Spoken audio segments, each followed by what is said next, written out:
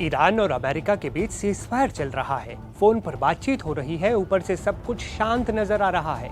लेकिन क्या वाकई मिडिल ईस्ट में सब कुछ ठीक है, या फिर ये एक बड़े तूफान से पहले की वो खामोश आहट है जिसे दुनिया देख नहीं पा रही? इस सस्पेंस को हवा दी है संयुक्त अरब अमीरात यानी यूएई के एक चौंकाने वाले फैसले ने। एक ऐसा फैसला जिसने पूरी दुनिया के डिप्लोमेटिक गलियारों में खलबली सी मचा दी है।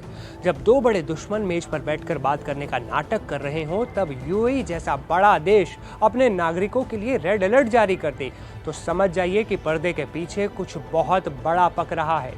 सवाल यह है कि क्या शांति की ये कोशिश सिर्फ एक दिखावा है? दरअसल यूएई के विदेश मंत्रालय ने सोशल मीडिया पर एक ऐसी पोस्ट डाली जिसने इंटरनेशनल मीडिया की सुर्खियां ही बदल दी।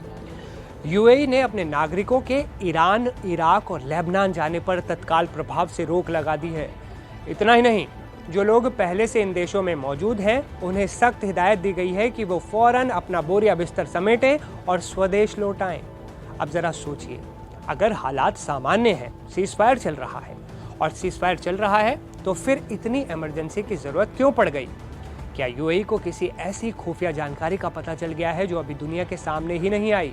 ये वही यूएई है जिसने हाल ही में तेल निर्यातक देश जो हैं, उनका संगठन है ओपेक, उससे बाहर निकलने का ऐलान करके सबको चौंका दिया था। ओपेक से बाहर आना और अब ईरान, लेबनान से अपने नागरिकों को निकालना, ये संकेत साफ है कि यूएई खुद को किसी बड़े क्षेत्रीय टकराव से दूर रखना चाहता है, या फिर वो किसी बड़े एक्शन की तैयारी में भी हो सकता है। इस पूरे तनाव के बीच ईरान के नए सुप्रीम लीडर मुस्तफा खामनेई का एक बयान आग में घी डालने का काम कर रहा है। खामनेई ने दुनिया को दो टूक शब्दों में कह दिया है कि ईरान अपने परमाणु और मिसाइल प्रोग्राम को किसी भी कीमत पर नहीं छोड़ेगा।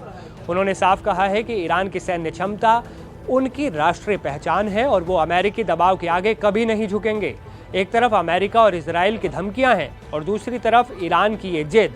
सीज़फायर के बावजूद दोनों तरफ से चल रही ये जुबानी जंग ये बताती है कि समझौता सिर्फ कागजों पर है, दिलों में अब भी बारूद भरा है। जब ईरान अपने सबसे संवेदनशील प्रोग्राम पर पीछे हटने को तैयार ही नहीं है, तो क्या अमेरिका चुप बैठेगा? अब सबसे बड़ा सवाल यही है कि यूएई के इन कदमों का मतलब क्या निकाला जाए। ओपेक प्लस से एग्जिट को ईरान के लिए एक बड़े आर्थिक झटके की तरह देखा गया था, और अब ये ट्रैवल बैन, क्या यूएई को अंदेशा है कि ईरान, इराक या लेबनान पर फिर से बड़े हमले शुरू हो सकते हैं? क्या इजराइल या अमेरिका किसी बड़े ऑपरेशन की तैयारी में है जिसकी भनक यूएई को लग गई है? पश्चिम एशिया के जानकार जो हैं वो मान रहे हैं कि यूएई अपनी संप्रभुता और अपने नागरिकों की सुरक्षा को लेकर कोई जोखिम नहीं लेना चाहता है, लेकिन चर्चा इस बात की भी है, क्या आने वाले वक्त में यूएई इस युद्ध में किसी खास पक्ष के साथ खड़ा नजर आएगा? फिलहाल तो सस्पेंस बरकरार है, लेकिन यूएई की ये हड़बड़ाहट जो है वो बताती है कि मिडिल ईस्ट की जमीन के नीचे लावा अभी भी खोल रहा है, जो ज्वालामुखी की तरह कभी भी फट सकता है। आपको क्या लगता है, क्या होने वाला है?